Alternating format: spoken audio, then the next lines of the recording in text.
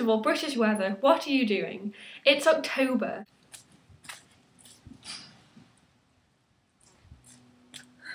I haven't worn these since I went to Barbados.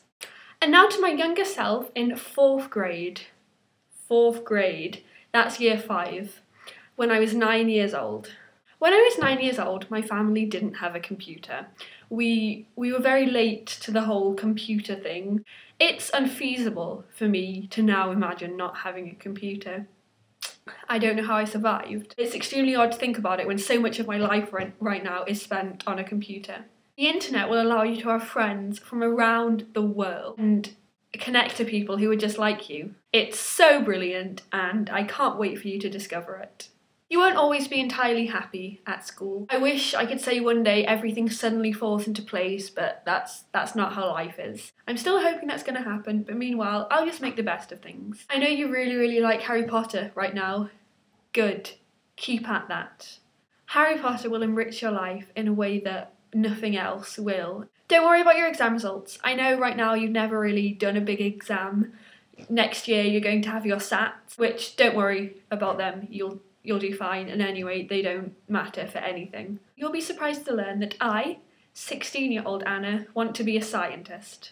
It wasn't until around 3 years ago, so that's how many years in the future for you, quite a few, that I started to love science. And you get 2 A stars for science, so don't worry. And I've chosen to do all sciences for A-level, which if someone said that to you at 9 years old, you would not believe.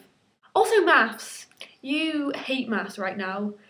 You detest it. It is your worst subject. And when you get set questions in class, you literally make up numbers to write down because you have no idea what to do and you can't be bothered to learn. That changes a little, but not much. It is through hard work. It is through a lot of hard work that you get an A in maths. About your love for English and history, you do both of those subjects at GCSE. You get an A star in history. Well done. You get full marks almost for your GCSE, so well done. But even though you have a brilliant teacher, you start to hate it in year 10. Also English. Right now, you love English. English is your favourite subject and you love it. It will come to a huge surprise to you and everybody who knows you. You'll start to hate it. You start to really hate English.